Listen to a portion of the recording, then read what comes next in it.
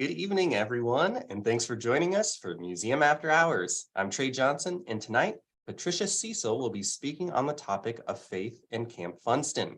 Cecil is the specialist curator for faith and religion at the World War I Museum and Memorial in Kansas City, Missouri.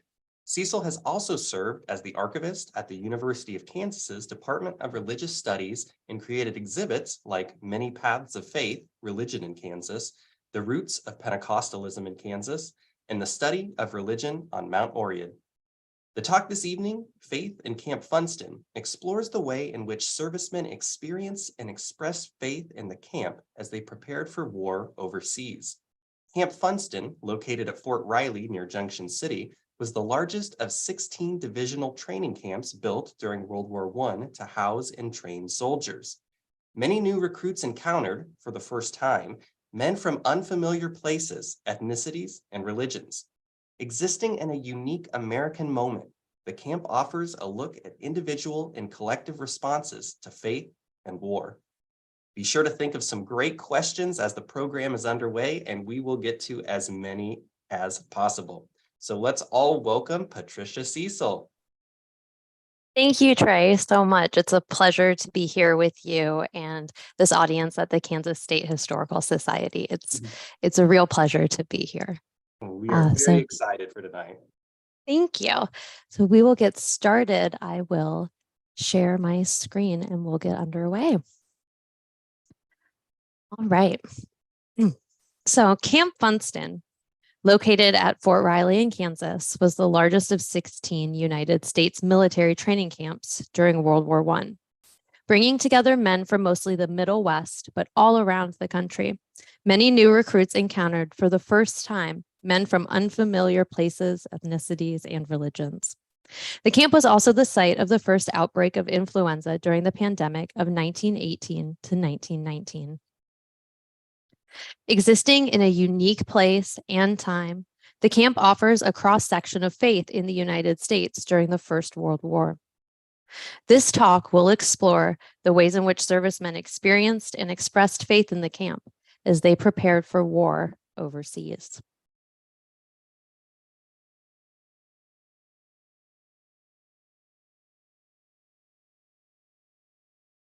So in the talk tonight, first I'll give a little bit of background on the United States, World War I, and exactly sort of some more background about Camp Funston. We'll talk about faith, support, and opposition at the camp. We'll talk about influenza, and then we'll talk about Camp Funston's larger role in American civil religion. Since the outbreak of war in Europe in the summer of 1914, unrestricted German submarine warfare plagued the United States.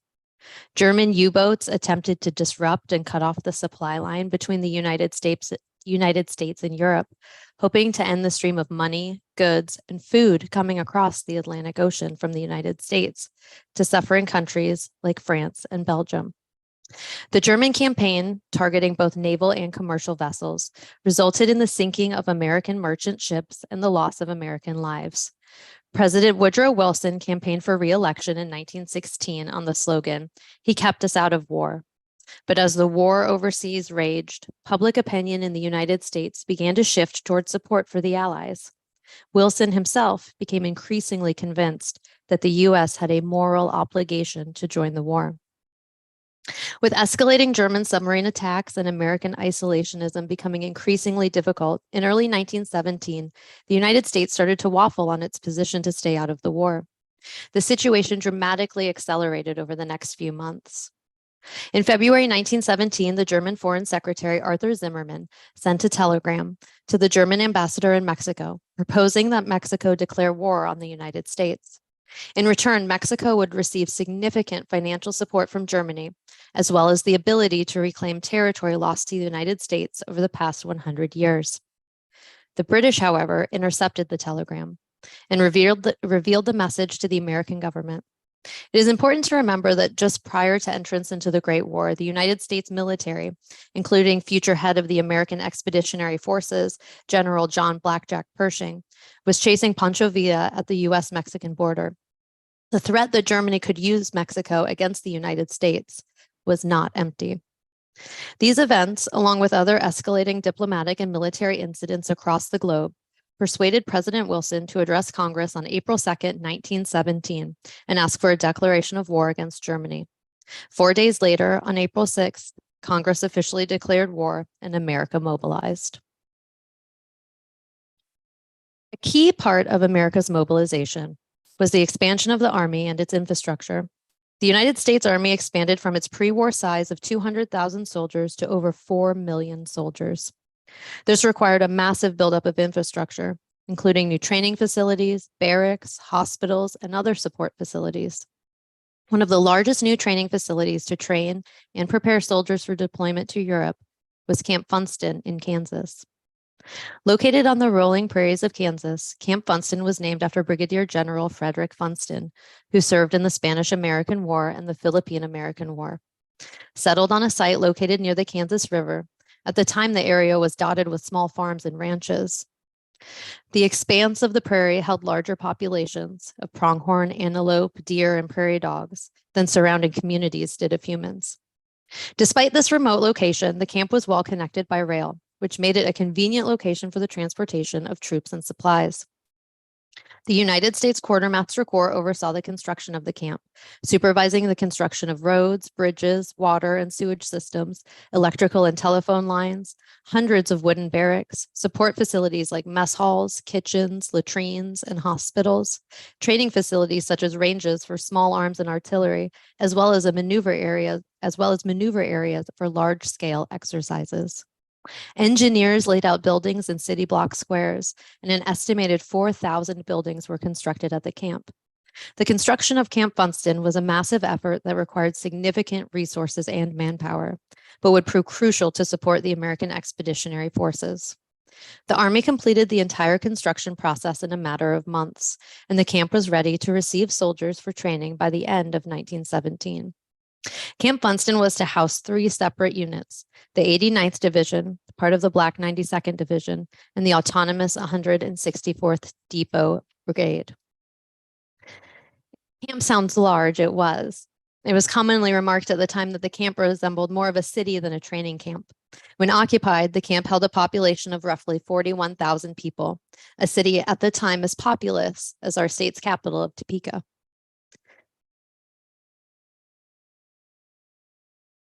Many soldiers at Camp Funston came from the Middle West, a region designated by the military for the camp's purposes as Missouri, South Dakota, Nebraska, Kansas, Colorado, New Mexico, and Arizona. The camp itself could proudly wear the geographical badge of Midwest. Not far from Camp Funston is the Ogden Monument, proclaiming the exact geographic center of the United States. Though now often regarded culturally as a tame place where nothing happens, a flyover state, as we often hear in Kansas from people outside our borders. The Midwest and Kansas at this point in United States history was surrounded with social and political controversy. John Brown, the radical and often violent Kansas-based abolitionist, was executed just 58 years prior to 1917 for the failed incitement of a slave rebellion at Harper's Ferry. 60 miles to the southeast is Emporia, where William Allen White penned What's the Matter with Kansas, his biting critique of populism, just 20 years prior. It was also diverse. In the 19-teens, the Middle West of the United States was a region characterized by a mix of populations and cultures. Before the outbreak of World War I, the Middle West contained many different ethnic and racial groups, including a diversity of European immigrants, African Americans, Hispanics, and Native Americans. During the late 19th and early 20th centuries, the Middle West experienced a significant influx of immigrants. Drawn to the industrial opportunities in larger Midwest cities and the agricultural opportunities of rural areas, many immigrants from Ireland, Germany, Italy, Poland, and Scandinavia settled in the Midwest, establishing lives and businesses in the region. Responding to both the need for industrial labor and to escape the oppressive economic and social conditions of Jim Crow laws in the South, Black communities also moved into the Middle West. The first Great Migration, the mass movement of Black Americans from the South into cities in the North, started in the years preceding World War I and would continue throughout the United States' involvement in the war. Moving out of the South created new Black communities in the Midwest, fostered by upward by new upward economic mobility of migrants. Hispanic Americans had a long history of living in the region of states like New Mexico, Colorado, and Arizona, and many had long established communities and cultural traditions. In other areas of the Midwest, the Hispanic population was relatively small but growing. Like European immigrants and African Americans, Mexican Americans were attracted to the region by the promise of employment in agriculture or industry. For Native Americans, whose habitation in the region predated all other groups, the past 50 years had wrought much devastation and cultural change. This included the American Indian Wars, the dawning of the reservation system in the United States, forced assimilation, the removal of Native American children from homes and their enrollment in federal boarding schools, and laws against indigenous spiritual and cultural practices. It is an illuminating fact to note that several of the American Indian men who trained at Camp Funston were from Rosebud, South Dakota, the grandchildren of victims of the Wounded Knee Massacre just 40 years prior. Living and training at Camp Funston meant for these men, they were training at the same site that housed and trained the cavalry unit responsible for the massacre of their kin a few decades before. With different cultures came different religions. And the melting pot that the Midwest became in the 1910s gave the region much religious diversity. Within Protestant denominations alone, differences of belief varied widely, from Presbyterians to Pentecostals. There were also Eastern Orthodox Christians, Mormons, African Methodist Episcopalians, Baptists, Roman Catholics, Jews, Baha'is, Muslims, Anabaptists, Theosophists, and others. While the region encompassed a wide range of faiths, it should be acknowledged that with certainty, Protestants predominated the numbers of enlisted men in the United States. Roman Catholics are estimated at 17%, and the Jewish community 2%. While an even smaller percentage, the numbers of Jehovah's Witnesses and Mormons were probably still greater than Baha'is, Buddhists, Hindus, and Muslims all added together.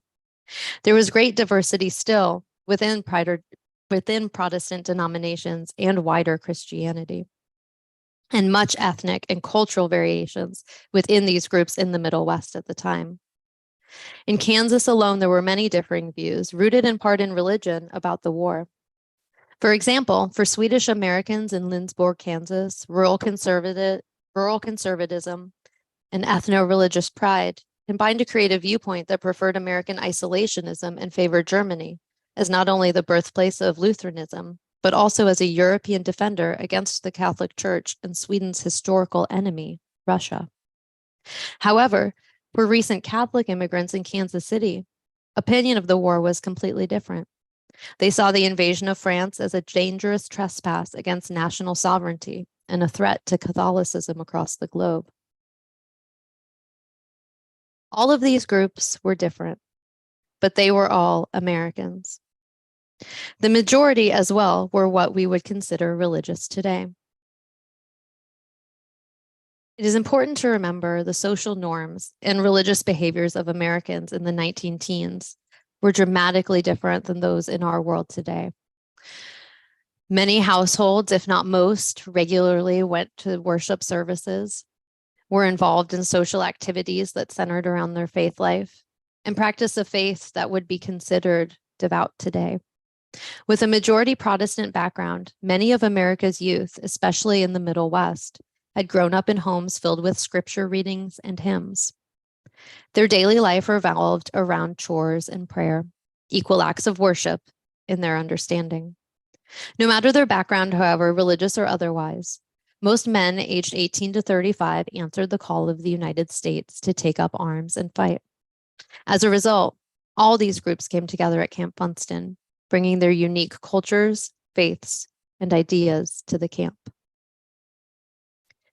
Depending on his faith, a soldier would find outlets for support or a culture of opposition upon arrival at Camp Funston. Men from Protestant, Roman Catholic, and Jewish faiths had robust support networks at the camp.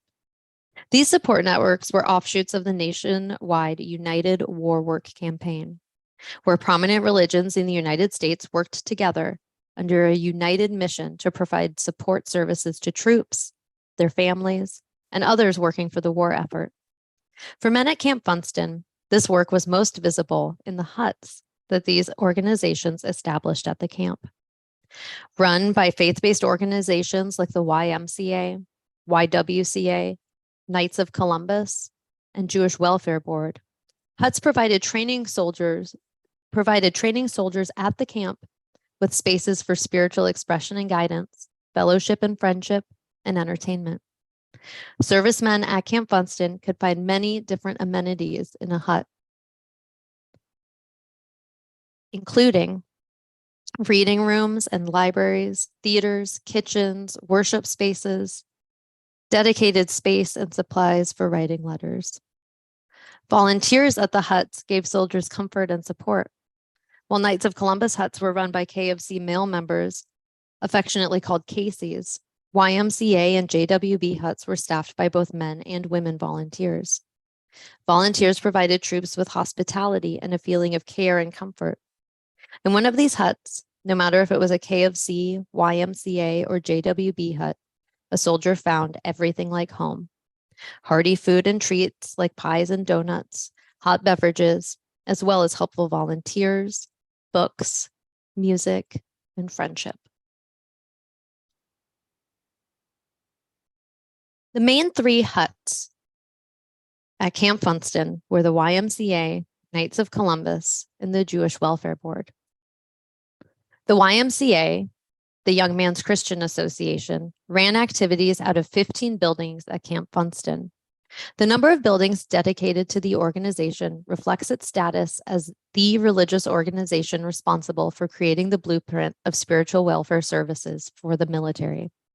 The YMCA dates its service to the early months of the Civil War, when a handful of YMCA members sought to provide helpful services, quote, by whatever means they could, to the troops at war. In November 1861, 15 YMCA associations formally gathered to coordinate efforts to alleviate the suffering of the sick and wounded. To perform these tasks, the group formed an organization it called the United States Christian Commission, whose purpose was to provide spiritual and physical comfort to soldiers. When advised of the U.S. Christian Commission's plans, President Lincoln wrote to the YMCA leaders of his support, stating, quote, I sincerely hope your plan may be as successful as it is just and generous in conception. Lincoln's hopes were fully realized. During its 4 years of operations during the Civil War, the YMCA grew into the nation's first large-scale civilian volunteer service corps. The volunteer and welfare services first established during the Civil War would greatly scale during the First World War to meet the needs of men fighting in a global conflict. The YMCA recruited volunteers to serve in thousands of support service roles at home and abroad during World War I. Volunteers with the YMCA served as surgeons, nurses, chaplains, and chaplains' assistants, while others distributed medical supplies, entertainment, food, and clothing. They built and operated kitchens, brought books, taught enlisted men to read and write, and provided home-cooked meals. Unlike the YMCA, the Knights of Columbus were new to military support services at the start of World War I.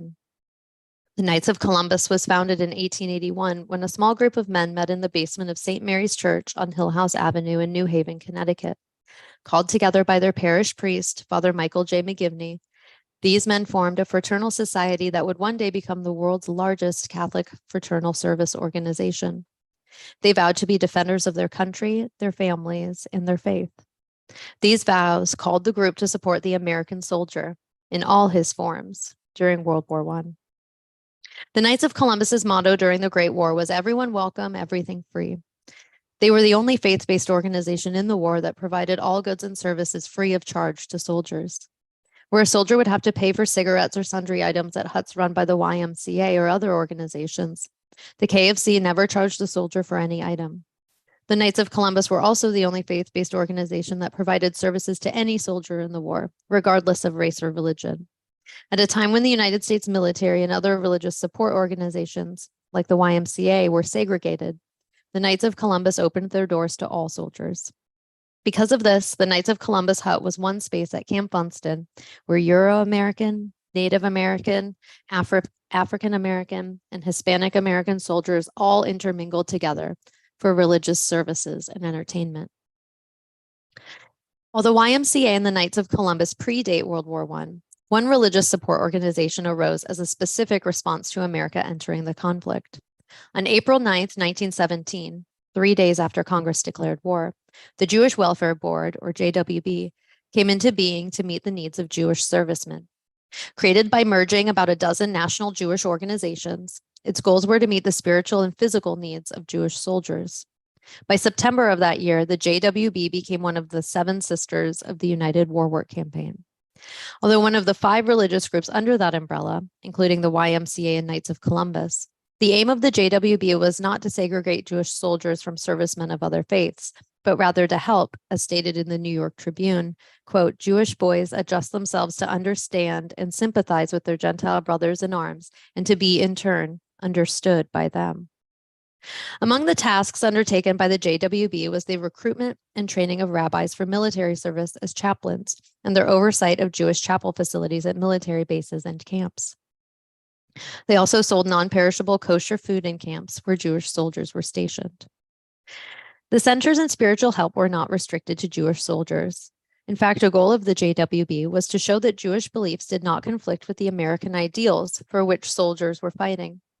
The JWB noted in its own October 1918 publication that it, quote, sought to mobilize the enthusiasm and patriotism of the Jews of this country and to muster the national resources and forces of American Jewry.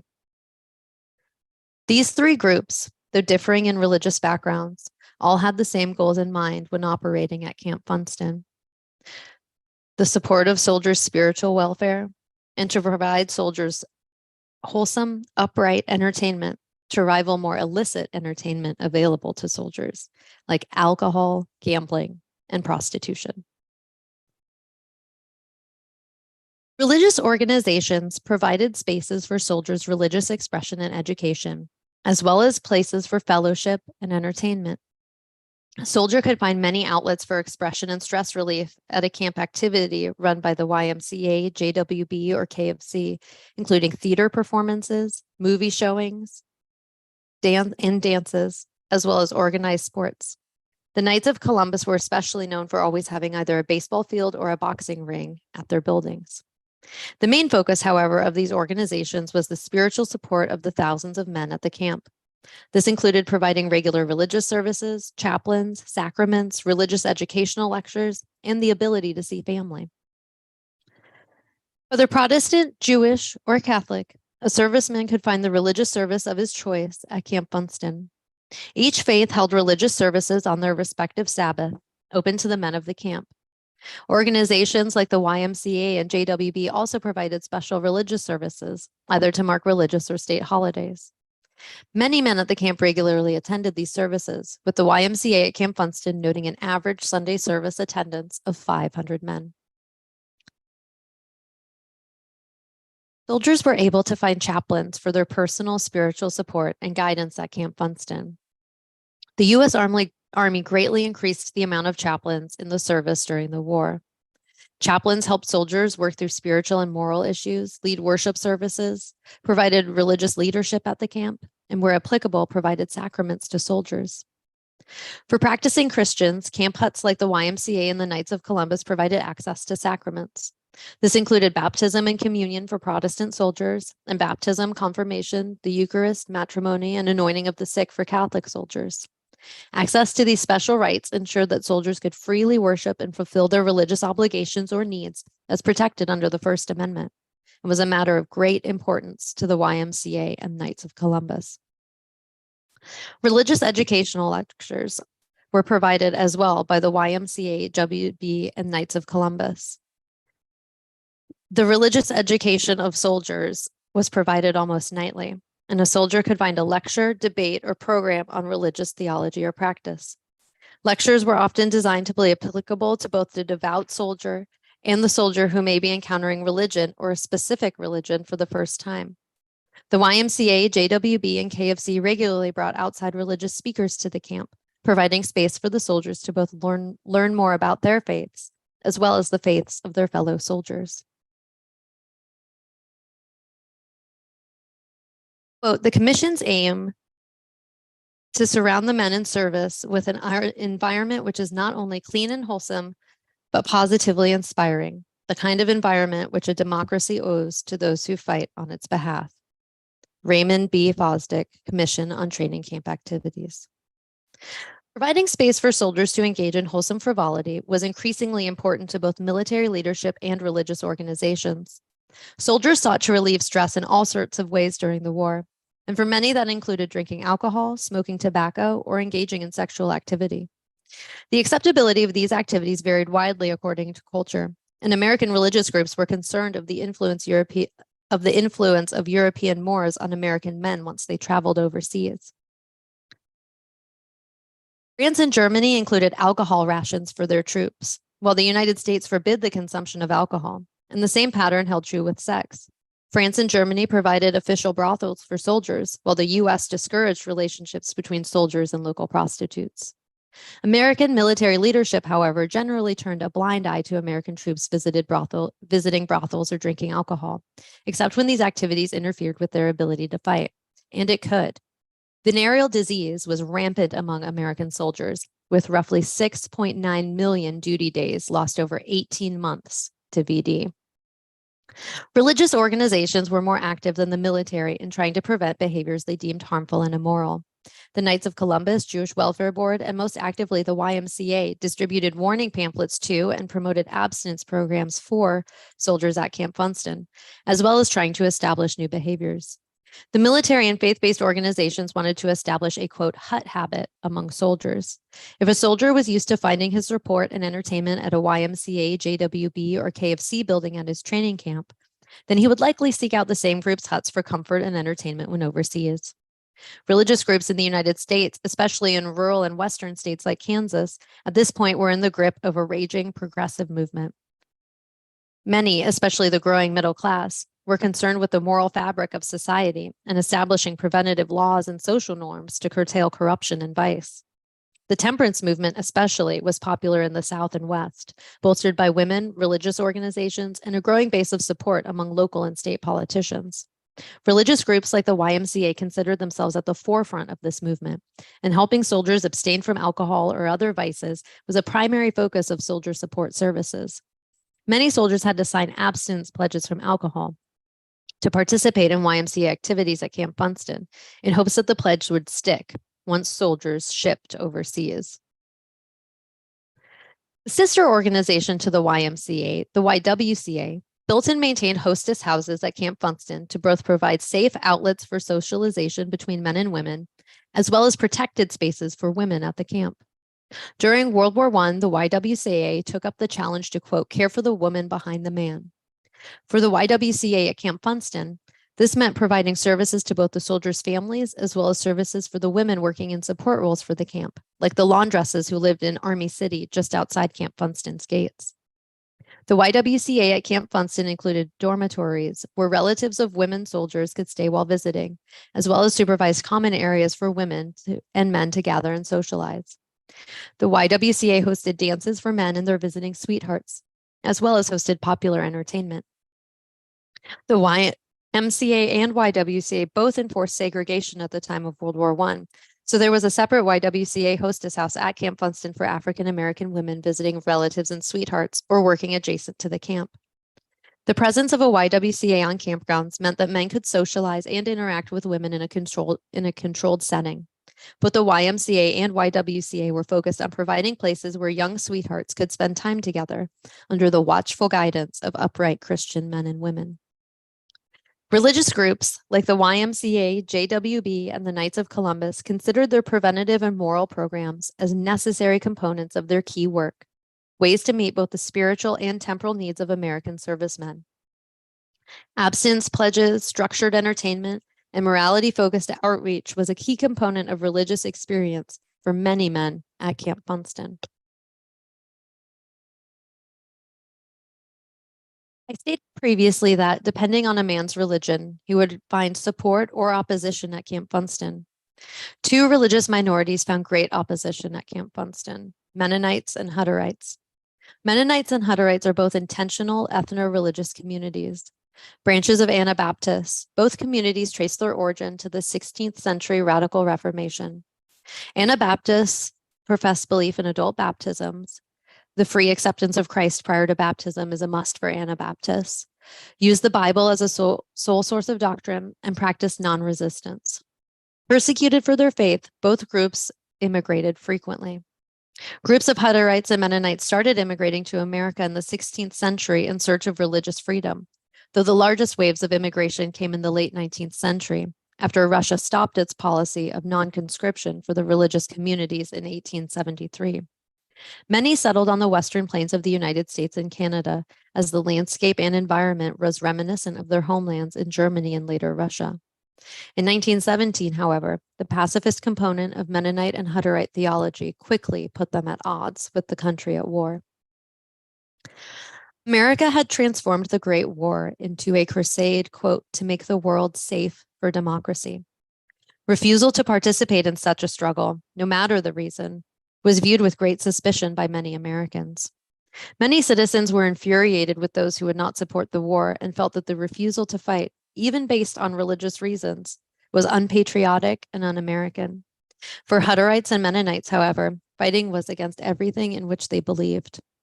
The pacifism of these groups was especially viewed with suspicion because of their German background, including their use of the German language and their newspaper's initial support for the German war effort. As the war effort grew, many Kansas citizens reported on the activities of these, quote, German sympathizers to United States Attorney Fred Robertson. It was not until conscription began, however, that the United States was required to develop a policy relating to conscientious objection, a policy that would not be complete until June 1918. Until that time, the War Department gave little instruction to commanders in training camps concerning the treatment of pacifists. What little instruction they gave was often frustrating for officers, and orders forbade disciplinary action against the objectors. Most officers tried to maintain order, require performance of duty, and prevent the defection of other soldiers to the rank of objectors without blatantly defying the War Department. Under these conditions, treatment of the pacifists varied greatly among camps. The ways in which Mennonites and Hutterites resisted supporting the war effort differed, both between the two groups and the degrees to which Mennonites themselves participated in activities at Camp Funston. Within the Mennonite community at Camp Funston, non-resistance and conscientious objection on the base of religious beliefs varied greatly. Some men were resistant to participate in military training activities at the camp, but still would obey the hierarchical structure and orders of the military, wearing a uniform, complying with officers' orders, and willingly performing non-combatant duties. Others viewed participation in any part of the military, including non-combatant jobs like sanitary duties or kitchen work, as supporting the war effort. The refusal by some to not participate in these activities engendered hostility from others at the camp. Although Mennonites interviewed differed in their descriptions of the animosity they encountered, on occasion hostility flared into violence. During initial processing, many Mennonites encountered kicks, stabs with a pen, yellow paint, or attempted humiliation, usually ended by the intervention of an officer. It should be noted that there was much community hostility toward Mennonite groups in Kansas at this time. It was well known by neighbors and surrounding communities that Mennonite groups had ancestral ties to Germany, often spoke German or a dialect of German, and were pacifists who were against participating in the war. As a result, there are many accounts of angry mobs showing up at Mennonite farmsteads to tar and feather, cover in yellow paint, or physically assault Mennonites who would not buy Liberty bonds or support the war effort during World War I. So when Mennonite men reported for duty at Camp Funston, there was already an air of suspicion and hostility towards their beliefs. A serious incident occurred on Sunday, October 14th, 1917, investigated by the camp authorities. As it was their Sabbath, 5 Mennonites assigned to sanitary duty refused to work. When they did not appear for their work, men in the sanitation unit picked them up at their barracks and transported them by truck to the reporting area. There, the Mennonite men refused to haul trash. The lieutenant in charge assigned 3 sergeants and 1 private to march them to their quarters and confine them there. On the way to the Mennonites' quarters, the soldiers, angered by the objectors' refusal to work and their, quote, unpatriotic attitude, attacked the Mennonites. Although reports differ on the extent of the physical attack and the way it ended, they confirm that the Mennonite men were repeatedly struck. Though this report stands out as an actual account of physical violence toward Mennonites at Camp Funston, due to the wide variety of Mennonite responses to duties, their treatment for the most part was not egregious. Hutterites, however, fared much worse than most Mennonites. Unlike Mennonites, whose stance on conscientious objection was clearly pacifist, but up to individual interpretation on how to behave, Hutterites were from smaller and closer-knit communities and had very clear directions on how to act as conscientious objectors. Since it was compulsory, Hutterites sent their young men to military camps, but they didn't allow them to obey any military commands or wear a uniform. As a result, the Hutterite men who reported to Camp Funston encountered intense hostilities. They did not just find jabs and taunts during initial processing, but constant threats and experiences of violence. Hutterite men were beaten and tortured, dragged by their hair, and even chased by motorcycles until they dropped from exhaustion. They were suspended by their feet above water so that they nearly drowned. Ultimately, these events and the pivotal deaths of 3 Hutterite men at Leavenworth, where they had been incarcerated, prompted many Hutterites to immigrate to Canada in 1918. 66% of Hutterites, about 36,000, now live in Canada, with a few colonies remaining in South Dakota and Montana. The treatment of conscientious objectors at Camp Funston reflected the confusion, ignorance, prejudice, and frustration of other servicemen at the camp. They received little guidance from their superiors, received no training for, and were wholly unfamiliar with the idea of conscientious objectors. To officers at the camp, objectors were a threat to be contained. Like many of their countrymen, those in the military failed to understand religious pacifism as anything other than shirking one's duty to the country, cowardice, or assisting the enemy. To additionally complicate the issue, the perceived German ties of both Mennonites and Hutterites exacerbated this intolerance. Colonel Reeves at the camp observed that all his objectors were German, except Private Noah Leatherman, who, quote, claimed to be French but looked German. Major S.M. Williams, the camp executive officer, made the connection even clearer, claiming that many relatives of the objectors, quote, nearly all of whom are of German descent, had made trouble by spreading conscientious objector propaganda, which is nothing but German propaganda. References to the subversive role of the pacifists abound in the officers' reports. The lack of specific regulations and orders at the camp was chaotic, and demands were continually made by officers for the definition of the exempted religious groups and the non-combatant work to which they could assign them. The officers at Camp Funston feared a passive alternative might appear attractive to others at the camp, given the rigor and hardship of training for war. Such a development would undermine both the military and the country. As a result, at Camp Funston, religious conscientious objectors were treated at the best as suspicious outsiders, and at the worst, dangerous traitors to the country. Quote, of the 12 men who slept in my squad room, 7 were ill at one time, a soldier recalled. Camp Funston is widely credited as ground zero for the Spanish influenza epidemic of 1918 to 1919. Whereas World War I killed an approximately 20 million people worldwide, it is estimated that influenza was a bigger killer, with 50 million global deaths. In the span of 1 year, 675,000 Americans died from influenza. Adjusted for population, that is equal to about 2.16 million people today. In January and February 1918, local Haskell County physician Loring Minor found that people in the sparsely populated county, 1,720 people occupying 578 square miles, were ill with a particularly violent strain of flu. The flu was both severe and deadly. It was killing young adults, a departure from most illnesses, which largely affect the very young and very old. Minor was so concerned that in March 1918, he let the U.S. Public Health Service know what he had seen and what it may be a new type of influenza. In previous years, the strange strain of influenza might have never traveled beyond Haskell County. With the United States at war, however, people were moving around the country and coming into contact with each other more than ever. As I've discussed, Camp Funston was one of these sites of contact, bringing young men together from various points across the region. This included young men from Haskell County who had reported for training at Camp Funston. Once at Camp Funston, they went back and forth from home when on leave. The local Haskell County paper reported several numbers of local men back home on leave from Camp Funston during the same time, spring 1918. Dr. Minor was identifying that it may be influenza threatening the local population. These same men would return to Camp Funston from Haskell County, unknowingly carrying the disease. On March 4th, 1918, the first influenza cases were identified at Camp Funston. Within 3 weeks, 1,100 of the 56,222 troops at the camp were sick. Because men were in close contact with each other and constantly moving among the Army's camps across the country, the virus spread. Within 1 month of the first flu case at Camp Funston, it landed in Brest, France, and spread throughout the ranks of all countries at war. So how does this play into faith at the camp? Of course, the support services of the YWCA, Knights of Columbus, and Jewish Welfare Board sprung into action.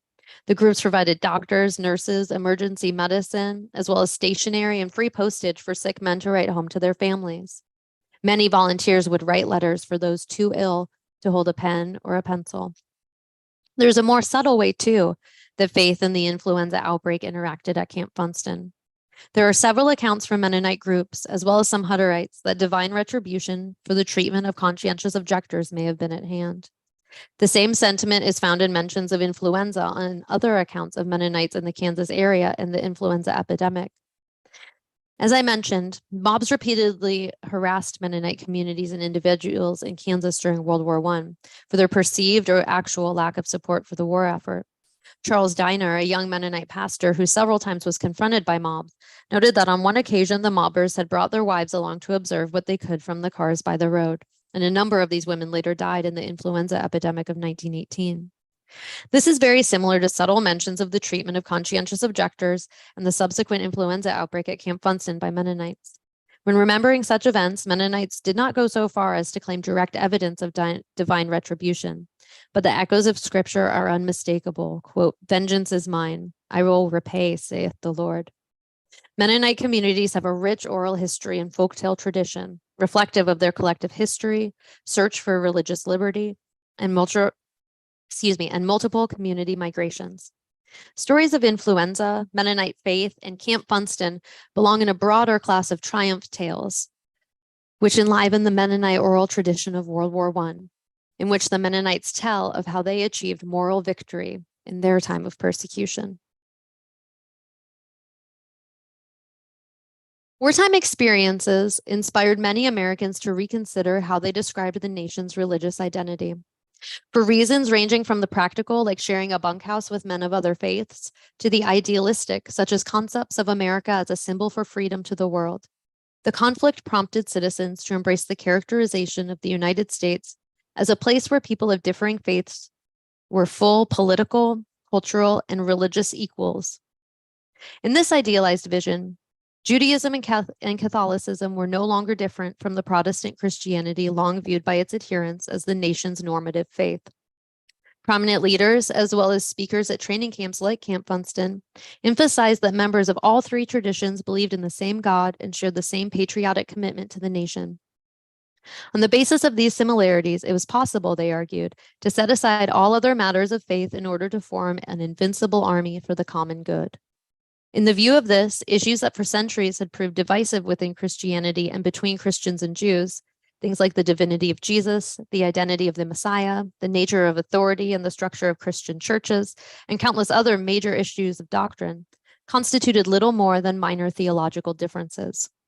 Though it seems rather normal to us now, the very existence of such an effort signaled a major departure from how members of America's three major religious traditions had historically interacted with one another. Ultimately, the history of faith at Camp Funston is a history of America's civil religion, specifically how America expressed, redefined, and reimagined civil religion during World War I. Scholars of religion in the United States have long noted the way in which military conflicts have served to reinforce what is often identified as the central tenet of American civil religion, that the United States is a chosen nation set apart by God to be a beacon for the world. Though civil religion was not identical with Christianity, both belief systems shared many assumptions, including an emphasis on sacrifice, as well as the common imagery of death and rebirth. The religious issue and religious friction at Camp Funston occurred when men did not comply with tenets of America's civil religion. For others at Camp Funston, however, including most Catholics, Jews, and Protestants, World War I was a cross-cultural and interfaith opportunity to align religious beliefs in an expression of America's civil religion, building spaces for interfaith collaboration and communication. Cross-cultural experiences born of the unified cause to make the world safe for democracy and fostered by military infrastructure like Camp Funston laid the foundation for sentiments we still feel today. This includes interfaith poverty and civil rights movements in the mid-20th century, as well as familiar cultural touchstones and political rhetoric rooted within and around the ideals of American civil religion. Thank you very much. Thank you so much, Patricia, for that excellent presentation. So we'll move on to the Q&A portion. So our first question is, how did the American general public feel about the U.S. military rapidly increasing in size? I think you said 200,000 to 4 million. I mean, that's huge.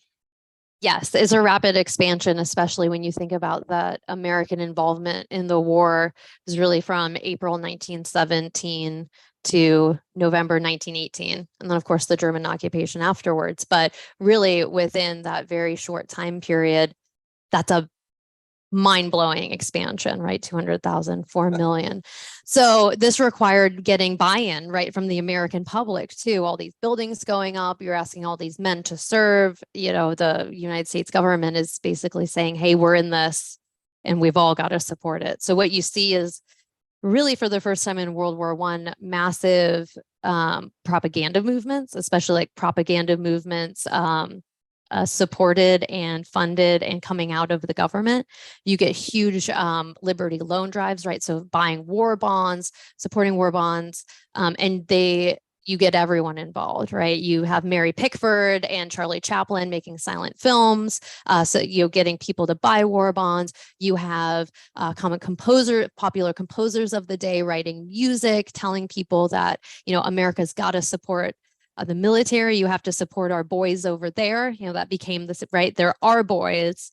They're every mom and dad's son, but they're America's sons. So we all have to get behind everyone and support it. So we really see with the scaling of the Army, also this massive scaling of public PR for support for the war. And it was very effective. Yeah, and I mean, I can't tell you how many just very visually striking propaganda posters I've come across. So I'm sure they were very effective. So our next question, is there anything left now of Camp Funston? So the camp is completely gone. There's a plaque where it is that marks the site of Camp Funston. But the structures are mostly all demolished. The camp really in the 1920s, the Army City that came out, that was built outside of the camp kind of quickly did by like 1921, it was no longer around.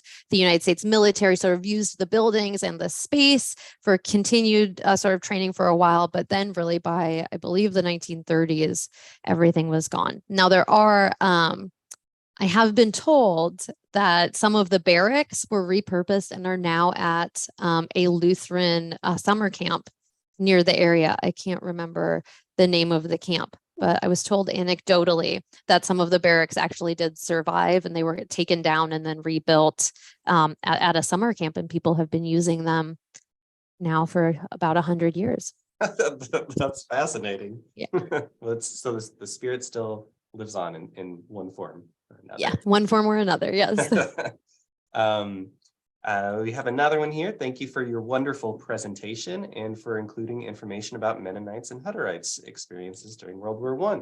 Have you done any research on the Anabaptist experiences during World War I at the Mennonite Library and Archives at Bethel College? I have not, but I would love to do that. I thank you, whoever sent that question. I'm going to make a note of that about those archives, because it sounds like a wonderful resource, and I'm very excited now. Another person also thanked you for discussing the Mennonites. They had two uncles from central Kansas in McPherson County who were sent to Camp Funston. Oh my gosh, that's wonderful. And all right. And we have another person whose family also served at Funston. And of those, a few died from the flu. They found articles of Kansas soldiers going home for short visits and taking the flu to the county homesteads of family, thus spreading it through the families in the area. I'm sure Yes. that, yeah, that kind of wildfire effect, both at home and across the pond was. Yes. I mean, it spread so quickly. I mean, right. We've all sort of now have ourselves have recently been through something, so terrifyingly similar. And luckily, we had the knowledge at this point in time that we understood, right, that rapid disease transmission at this point. You were coming into contact with people were moving all over. And like I said, a young man could come into Camp Funston and someone decides that he's better suited for aviation or balloon service, and he's sent to Kelly Field in Texas, and then somewhere in South Carolina, and then off to France. So people are moving and coming into more people than they ever had before when they sort of became sucked into this tornado, right? That is the war effort. That is this massive mobilization. How did you, I guess, come across this topic or decide to kind of focus your efforts into it?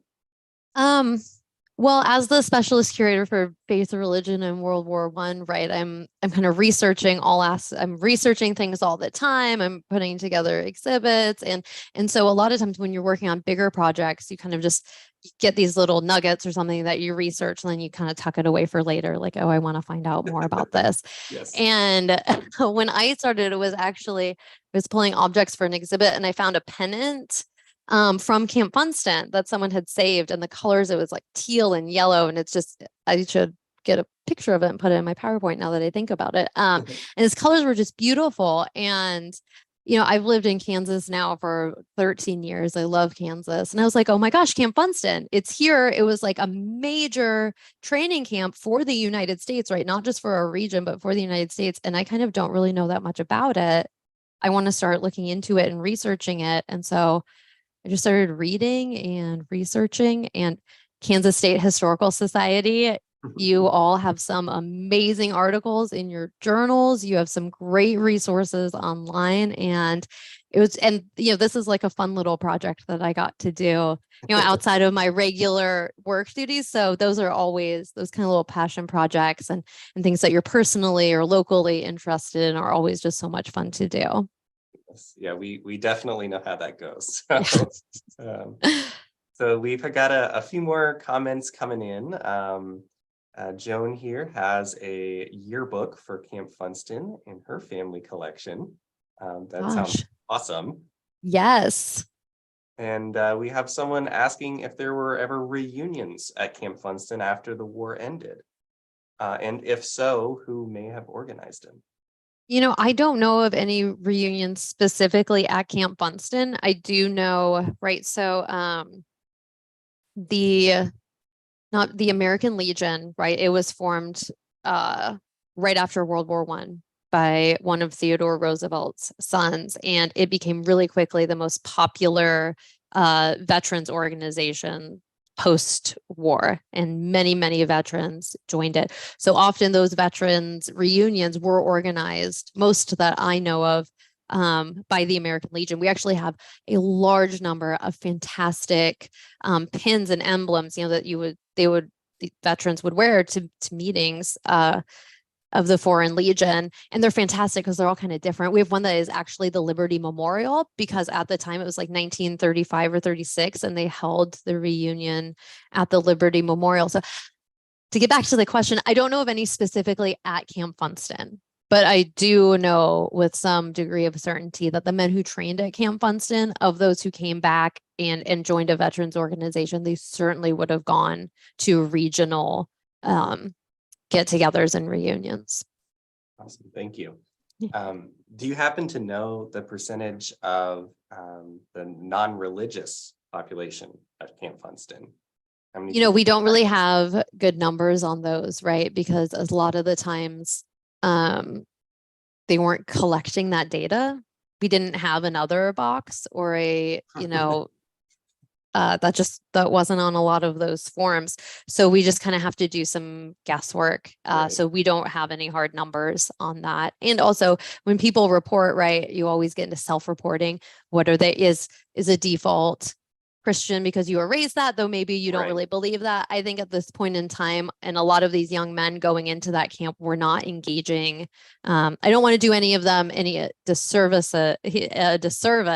Maybe I do know many soldiers were deeply engaging with theological concepts once they got overseas, but I think a lot of them, if they were probably not feeling so religious, probably won't marked whatever default religion they were raised in, as a child. I think is pretty safe. And of those who were, very brave and very outspoken, we just kind of have to guess at that data. We have someone ask, was there a white feather movement in the US like there was in Britain for those who did not want to enlist?